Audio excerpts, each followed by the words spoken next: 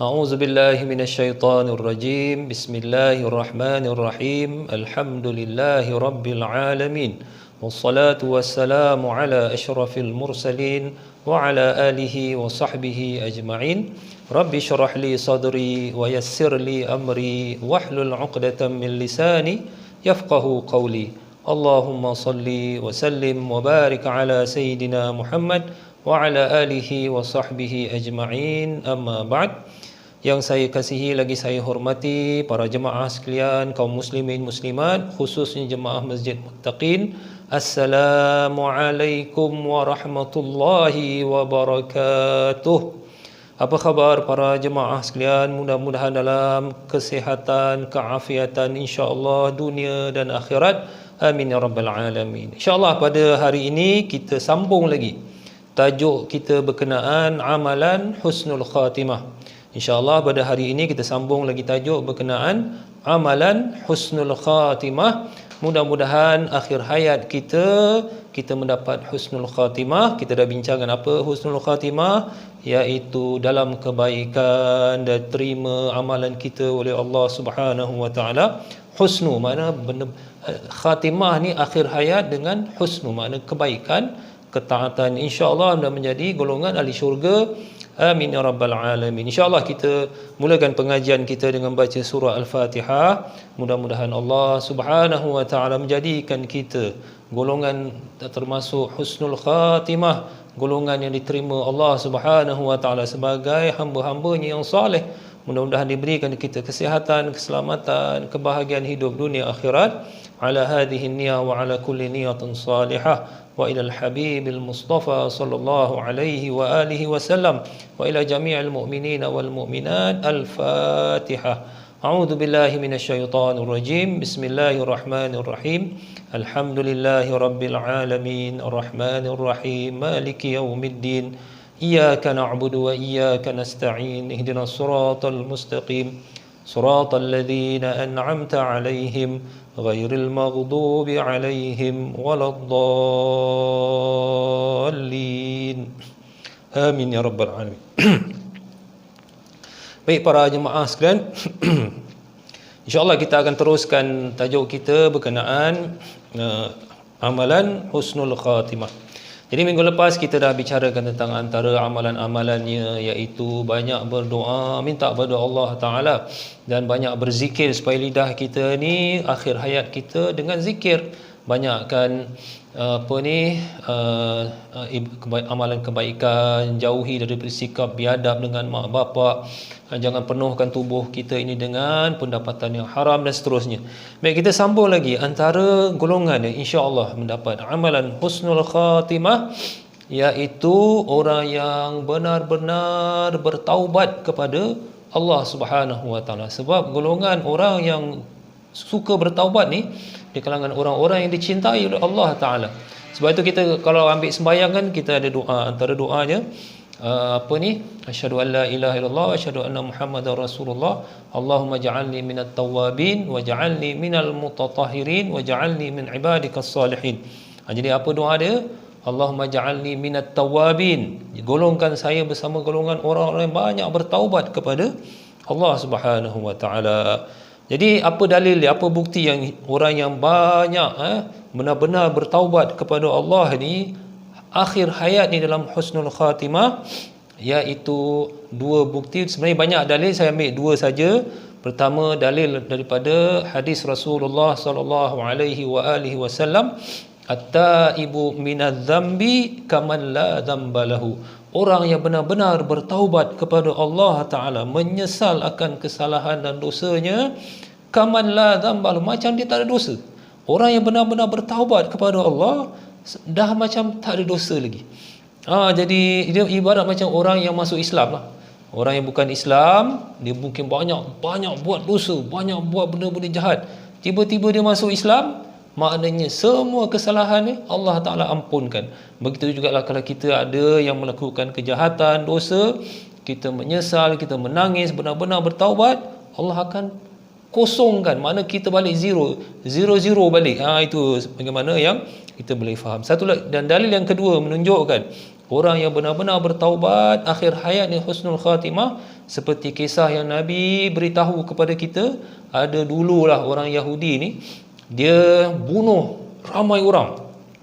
Jadi kemudian dia nak bertaubat pasal dia mungkin tak ada pendidikan agama, dia tak ada orang didik dia kebaikan, jadi dia mungkin campuran tak betul, jadi perangai dia buruk, dia bunuh orang. Akhirnya dia nak bertaubat. Kemudian dia jumpa pada satu orang, katanya orang kahin lah, yang ketua agama orang-orang Bani Israel ni. Jadi orang ni kata, kamu tak ada taubat, kamu dah bunuh banyak orang, mana ada taubat. Sekali dia geram sangat, dengan ketua ni pun dia bunuhnya. Jadi komplit 100 orang dia bunuh. Masya Allah, ramai tu. Tapi dalam hati menyesal dia, pasal dia dah tak tahu macam mana. Dia nak kebaikan tapi tak ada orang nak didik dia. Hidup dengan masyarakat yang tak betul. Akhirnya diberitahu, kamu pergilah pada satu orang ni. Jadi mungkin dia boleh nasihatkan. Sampai kepada satu orang, dia kata, kamu ni perangai kamu macam gini, kamu nak bertaubat, kamu tak boleh duduk dengan masyarakat yang ada sekarang. Masyarakat kamu yang kamu duduk ni perangainya buruk, kamu kena pindah pergi tempat lain. Jadi dengan semangat dia, betul-betul usaha dia nak bertaubat, sikap dia yang jahat, dia nak pendidikan agama tapi tak ada orang nak didik dia. Jadi dia pun pergilah, dia nasihatkan pada satu orang, kamu pergi tempat lain, tempat bagus, akhlaknya bagus, kamu belajar kat sana. Dalam perjalanan tuan-tuan, meninggal. Ini hadis sahih ni. Dia meninggal dunia, jadi malaikat azab dengan malaikat rahmat bergaduh. Ini berselisih lah, bukan bergaduh, berselisih. Jadi malaikat azab kata, ini dia tak ada buat kebaikan, dia dah bunuh banyak orang, biar aku ambil. Malaikat rahmat kata, tak boleh, dia dah bertaubat, dia betul-betul lah insaf. Jadi akhirnya Allah Ta'ala utus seorang malaikat untuk meleraikan perselisihan. Dia kata apa? Begini sajalah, kalau sekiranya dia meninggal dunia ni dekat dengan tempat yang dia nak pergi ni, nak bertaubat, malaikat rahmat ambil. Tapi kalau dia meninggal dunia, dia dekat dengan tempat yang jahat ini, malaikat azab ambil. Jadi Rasulullah SAW menceritakan, dengan rahmat Allah, tengok dengan ikhlas taubat dia, dengan rahmat Allah, sebenarnya dia meninggal tu dekat dengan tempat jahat tu, tapi Allah Ta'ala dekatkan jarak dia tu dengan tempat baik, dijauhkan jarak dengan tempat yang jahat. Jadi apabila diukur, maka dia kata dia lebih dekat dengan tempat yang baik dengan rahmat Allah, sebab Allah Ta'ala tarikkan gitulah, makna sayang dengan orang yang benar-benar bertaubat. Akhirnya malaikat rahmat ambil dia. Ini satu hadis sahih menunjukkan orang yang benar-benar bertaubat, bersungguh-sungguh menyesal, insya-Allah meninggalnya husnul khatimah. Baik, kedua antara yang amalan-amalan husnul khatimah, akhir hayat kita dalam keadaan yang baik, iaitu ikhlas dan jujur. Ini sifat ikhlas dan jujur ketika meminta kepada Allah Subhanahu Wa Taala. Insya-Allah Allah Taala akan sampaikan hajat kita. Baik, apa dalil dengan ikhlas dan kejujuran ketika minta pada Allah Taala, Allah sampaikan, iaitu hadis Nabi sallallahu alaihi wasallam, man sa'alallahu syahada bisidqin ballaghahu Allah manazil asy-syuhada wa in mata ala firashihi. Di mana sesiapa yang meminta kepada Allah syahadah, mati syahid, minta pada Allah mati syahid bisidqin, dengan jujur dan ikhlas, maka Allah Ta'ala akan sampaikan niat dia mendapat darjat orang yang mati syahid, walaupun dia meninggal atas katil. Walaupun dia meninggal atas katil, tetap dia mendapat darjat orang mati syahid. Pasal apa? Dia minta dengan ikhlas dan jujur. Jadi di sini hadis ni menerangkan apa para jemaah? Ikhlas dan jujur apabila minta kepada Allah Ta'ala, insya-Allah Tuhan akan tunaikan hajat-hajat kita. Baik, antara contoh-contoh kisah yang menarik ni para jemaah, ada seorang orang yang berkulit hitam lah, dia baru masuk Islam, dia berjumpa Rasulullah sallallahu alaihi wasallam dalam satu peperangan. Jadi dia tanya, ya Rasulullah, kalau sekiranya saya pergi berperang ini dan kalau saya mati, adakah saya masuk syurga? Rasulullah kata, betul. Kalau kamu ikut kami berperang, berjihad, pergi berjuang, dan kamu meninggal, kamu mati syahid, kamu masuk syurga. Jadi orang yang sahabat ni yang berkulit hitam tidak diketahui siapa namanya, ada diriwayatkan juga, tapi tak dikenali pasal dia baru masuk Islam. Akhirnya pergi berjuang dan meninggal dunia, mati syahid. Ketika itu Rasulullah, lepas peperangan berlaku, Rasulullah cari laki-laki tadi, jadi dibawa sehingga bertemu orang tersebut. Jadi Rasulullah bercakap dengan orang yang meninggal tadi, sahabat yang berkulit hitam. Dia kata, sesungguhnya Allah Ta'ala telah memutihkan wajah kamu, mewangikan tubuh kamu, dan diberikan kamu bidadari syurga yang mana kamu boleh pilih. Masya Allah. Jadi menurut para ulama, dia kata kerana keikhlasan, kejujuran dia, dia beritahu kepada Rasulullah betul-betul dia berjuang fisabilillah, dan kerana keikhlasan, kejujuran, Allah sampaikan hajat dia untuk mati syahid dan mendapat kelebihan yang besar. Ini menunjukkan apa para jemaah? Keikhlasan, kejujuran kepada Allah Subhanahu Wa Taala, Allah sampaikan hajat-hajat kita. Dan satu lagi, kalau orang yang benar jujur, walaupun dia meninggal dunia atas katil, tetap dapat pahala mati syahid ataupun husnul khatimah lah. Jadi contohnya siapa para jemaah? Iaitu sahabat Nabi yang terkenal, Khalid ibn al-Walid radhiyallahu anhu. Kita tahu dia pergi perang, pergi berjihad, tak pernah kalah.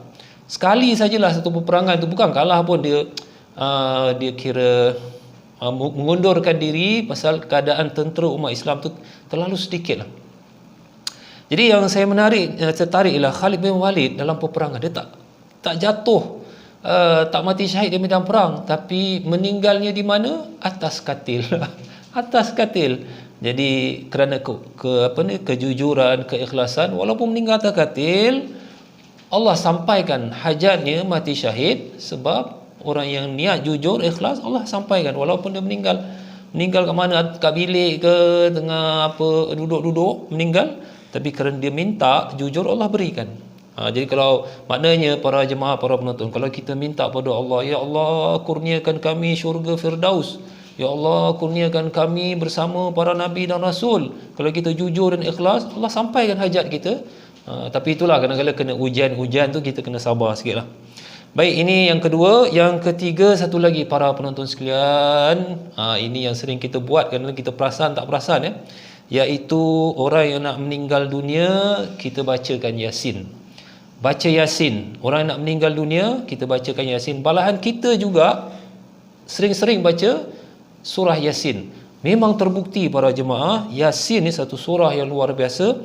Bukan sahaja memberikan kebaikan pada kita, malahan nak meninggal pun dimudahkan kematian. Sebab itu ada hadis menyebut, Iqra'u ala mautakum Yasin. Bacalah surah Yasin kepada orang yang nak meninggal. Orang nak meninggal tu kita baca surah Yasin. Ada menafsirkan juga bahawa mautakum iaitu baca Yasin orang yang nak meninggal dan orang yang baru meninggal. Ini hadis Rasulullah sallallahu alaihi wasallam.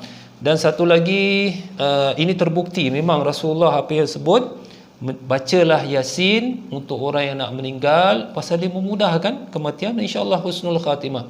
Dan ini juga pengalaman ramai orang yang dah amalkan, dan saya juga sendiri. Saya pun dulu dengar orang cakap, baca Yasin orang nak meninggal, baca, insya-Allah meninggal ni mudah-mudahan insya-Allah husnul khatimah. Jadi ini yang berlaku pada saya apabila ibu saya sendiri dah nak meninggal dunia, dah doktor kata tak ada harapan.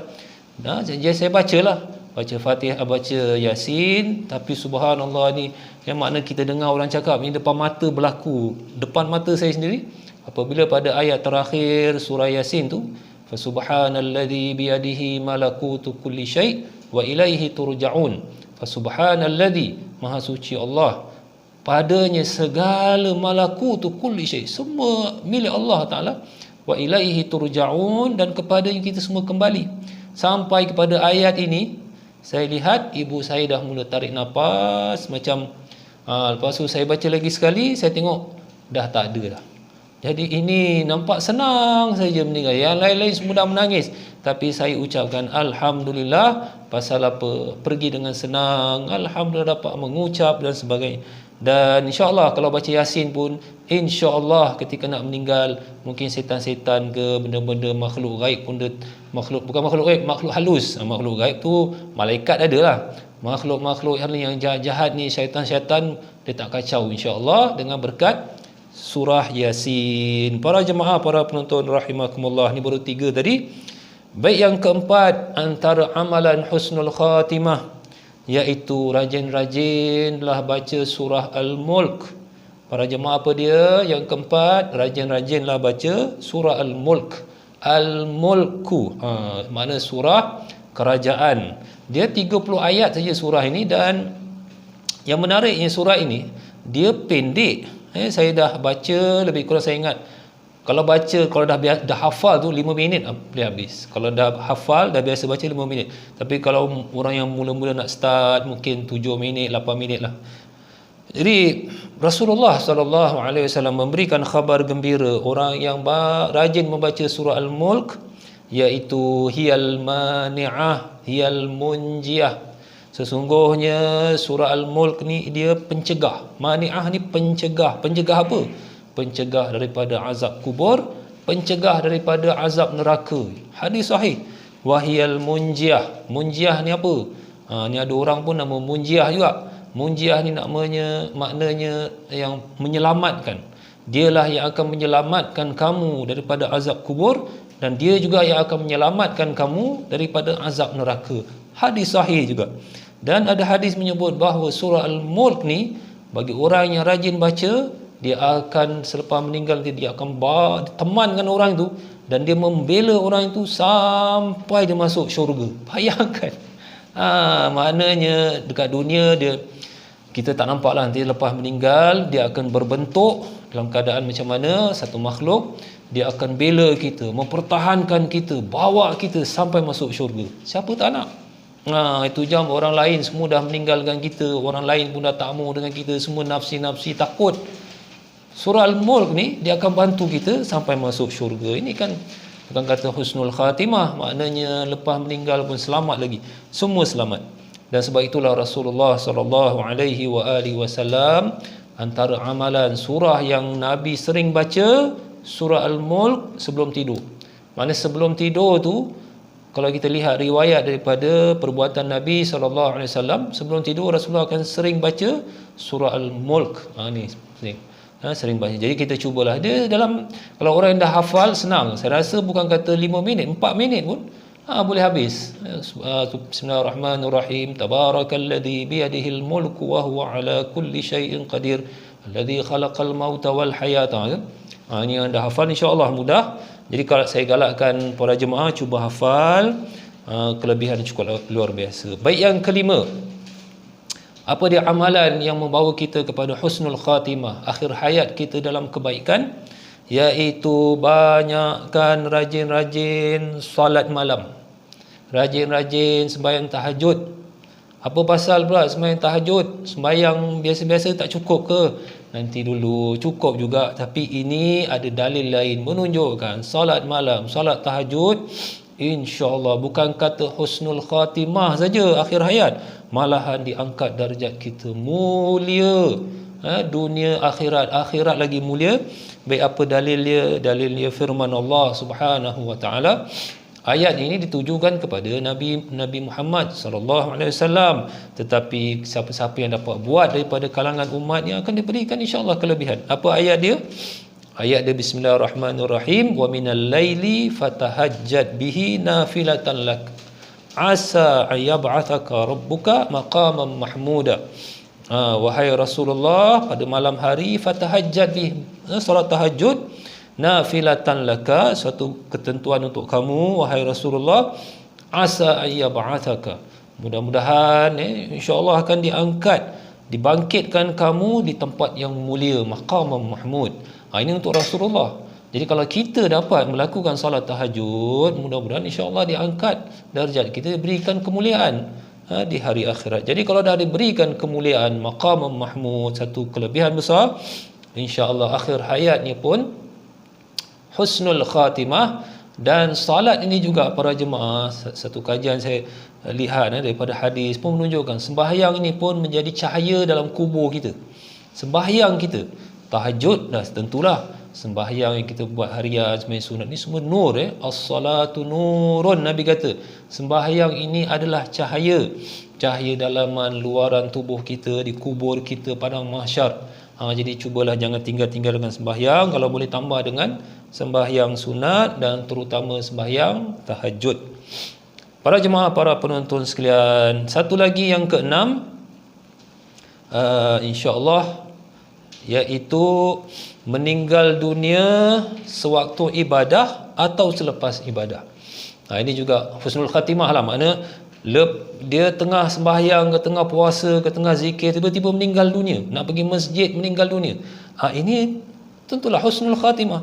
Ataupun lepas ibadah, lepas baca Quran, lepas sujud, lepas melakukan kebaikan, dia meninggal, ini pun husnul khatimah. Ini pun ada sebagaimana ada hadis menyebut, sesiapa yang beramal wa khatama biha, siapa yang melakukan amalan salih, buat kebaikan, ibadah, berzikir, berpuasa, wa khatama biha, dan dia dah buat semua tu, kemudian dia meninggal dunia, dakhalal jannah, dia akan masuk syurga. Ini satu tanda husnul khatimah. Begitu juga ada hadis menyebut yub'atsu kullu 'abdin 'ala ma mata 'alaihi. Kita akan dibangkitkan dalam keadaan kita mati macam mana. Contohnya kalau kita meninggal dalam kebaikan, kita akan bangkit macam itu. Ada orang kadang dia sujud, dia meninggal dunia. Masya Allah, ini satu kemuliaan. Ada orang tengah sembahyang, dia meninggal dunia. Dia tengah duduk berzikir, dia meninggal dunia. Ada yang saya dengar nak pergi masjid, meninggal dunia. Jadi ini satu husnul khatimah, dan dia akan dibangkitkan dalam keadaan dia meninggal dunia sewaktu di dunia. Jadi mudah-mudahan para jemaah janganlah sampai kita meninggal dunia dalam su'ul khatimah, buruk perangai kita, meninggal pula dunia, na'udzubillah min zalik. Dan begitu juga ada hadis di mana ada seorang sahabat dalam ihram, dia nak melakukan amal ibadah haji ataupun umrah ni dalam ihram, tiba-tiba dia naik unta, tak tahulah apa silap, terjatuh. Apabila terjatuh pula meninggal dunia, dan Rasulullah sallallahu alaihi wasallam, ni mana husnul khatimah ni. Jadi Rasulullah kata mandikan dengan air, bersihkan tubuh dia, wakafinuhu, kapankan dengan baju ihram dia, dan jangan diberikan wangi-wangian, dan jangan ditutup kepala dia, kerana dia akan dibangkitkan pada hari kiamat. Dibangkitkan dalam keadaan apa? Mulabbian, labbaik Allahumma labbaik. Maknanya para jemaah, nanti hari akhirat kalau kita nampak ada orang talbiyah, ni apa pula ni pada mahsyar, orang labbaik Allahumma labbaik, ni orang pada mahsyar bukan nak pergi haji. Ini maknanya orang ni meninggal dunia dalam ihram. Jadi itu para jemaah, ini semua husnul khatimah. Makna ketika ibadah meninggal ataupun lepas ibadah dia meninggal. Ada satu hamba Allah, saudara saya juga, dia tinggal negara jauh, tapi itulah dia nak datang Singapura, pasal dia pun dah tak sihat. Dia sempat alhamdulillah puasa Ramadan cukup komplit, padahal doktor pun tak galakkan pasal dia sakit, tapi dia nak juga puasa Ramadan sampai habis. Jadi lepas hari raya ketiga gitu, hari raya kedua ketiga, dia memang ada sakit jantung. Lepas tu dia duduk terus meninggal. Senang meninggal dia. Jadi alhamdulillah puasa Ramadan tu makna kalau dah komplit sebulan, bersih dosa dia insya-Allah, dan dia meninggal lepas 2 hari hari raya. Itulah para jemaah. Jadi kesimpulannya, amalan husnul khatimah, tajuk kita pada hari ini, mudah-mudahan dapat kita amalkan, mudah-mudahan digolongkan bersama orang-orang yang soleh, dan dijauhkan kita daripada su'ul khatimah, dijauhkan daripada keburukan hari akhir kita sebelum meninggal. Na'udzubillah min zalik. Jadi kita baca sama-sama astaghfirullahalazim, kita minta ampun pada Allah, bertaubat kepada Allah dengan jujur, dengan ikhlas. Mudah-mudahan at-taibu minadz dzamb, orang yang benar-benar bertaubat ni jujur seperti tak ada dosa. Jadi kita baca astaghfirullahalazim alladzi la ilaha illa huwal hayyul qayyum wa atubu ilaih. Kita baca 3 kalilah insya-Allah, dengan niat Allah ampunkanlah dosa kita, mudah-mudahan tak ada dosa lagi. Bismillahirrahmanirrahim. Astaghfirullahalazim alladzi la ilaha illa wal hayyul qayyum wa atubu ilaih. Astaghfirullahalazim alladzi la ilaha illa wal hayyul qayyum wa atubu ilaih. Astaghfirullah al-azim alladzi la ilaha illa wal hayyul qayyum wa atubu ilaih. Subhanakallahumma wa bihamdika asyhadu an la ilaha illa anta astaghfiruka wa atubu ilaik. Wassallallahu ala sayyidina Muhammad wa ala alihi wa sahbihi wasallam. Alhamdulillahirabbil alamin. Wassalamu alaikum warahmatullahi wabarakatuh.